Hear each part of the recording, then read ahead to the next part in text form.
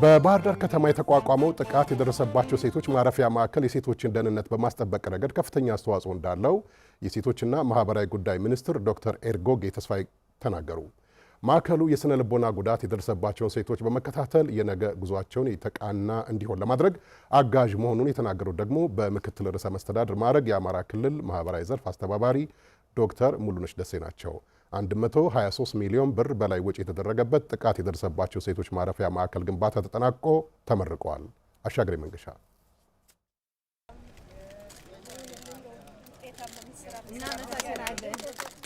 በአማራ ክልል ሴቶች ወጣቶችና ማህበራዊ ጉዳይ ቢሮ አስተባባሪነትና በክልሉ ጤና ቢሮ ባለቤትነት የተገነባው ጥቃት የደረሰባቸው ሴቶች ማረፊያ ማዕከል ከ123.7 ሚሊዮን ብር በላይ ወጪ የተደረገበት ነው። ማዕከሉ በ3200 ካሬ ሜትር ላይ ያረፈና 35 ክፍሎች ያሉት ሲሆን የአስተዳደር፣ የመኝታ፣ የስልጠና፣ የሕክምና፣ የህግ አገልግሎትና ሌሎችንም ክፍሎች አካቶ የያዘ ነው። የተገነባው ማዕከል በአጭር ጊዜ ውስጥ ወደ ስራ ገብቶ የሴቶችን ተጠቃሚነት እንዲያረጋግጥ የሁሉንም ርብርብ እንደሚጠይቅም የሴቶች ወጣቶችና ማህበራዊ ጉዳይ ቢሮ ኃላፊ ወይዘሮ ብርቱካን ሲሳይ ተናግረዋል። በአጭር ጊዜ ውስጥ ወደ ስራ ገብቶ ሴቶቹ አገልግሎት እንዲያገኙ እና ከዚህ ተጠቃሚ የሆኑ ደግሞ ሌሎች ችግር ውስጥ ያሉ አካባቢዎችንም በጋራ የምንሰራበትን እድል ለመፍጠር የሁላችንም ርብርብ የሚጠይቅ ስለሆነ በዚህ በኩል መደጋገፍ የሚያስፈልገን እንደሆነ ለማንሳት ነው። የአማራ ክልል ጤና ቢሮ ኃላፊ አቶ አብዱ ከሪም መንግስቱ ለማዕከሉ ስራ ማስጀመሪያ የሚያስፈልጉ የጤና ግብዓቶችን ለማሟላትም ቢሮው ዝግጁ መሆኑን ገልጸዋል። ጤናውን መሰረት ያደረጉ የሕክምና መሳሪያዎችና ተያያዥ ቁሳቁሶችን ለስራው ማስጀመሪያ የሚሆኑ ይህንንም አስበንበታል፣ እየተዘጋጀና ያለ ነው። ይህንንም ለአገልግሎቱ የምናስጀምርበትን ሁኔታዎች እንደ ጤና ቢሮ የምንፈጥርበት አግባብ ይኖራል ብዬ አስባለሁኝ። የማዕከሉ መገንባት ጥቃት የደረሰባቸውን ሴቶች ከገቡበት የስነ ልቦና ጫና የሚያወጣና የቀጣይ ህይወታቸውን የተሻለ እንደሚያደርግ በአማራ ብሔራዊ ክልላዊ መንግስት በምክትል ርዕሰ መስተዳድር ማዕረግ የማህበራዊ ክላስተር አስተባባሪ ዶክተር ሙሉነሽ ደሴ አስረድተዋል። በማያውቁት ጥፋት ጉዳት የደረሰባቸው እናቶቻችን፣ እህቶቻችን፣ ህጻናት ተጎድተው መቅረት ስለሌለባቸው ወገኖቻችንን ማገዝና የወደፊት ህይወታቸው ጉዟቸው ጨለማ እንዳይሆንባቸው ወደ ብርሃን መንገድ እንዲመጡ ለማድረግ ትልቅ ትርጉም ያለው ማዕከል ነው የተገነባው። ማዕከሉ ወደ ስራ ገብቶ የታለመለትን ዓላማ እንዲያሳካም የተጀመረውን ቅንጅታዊ አሰራር ማጠናከር እንደሚገባ ዶክተር ሙሉነሽ ደሴ አሳስበዋል።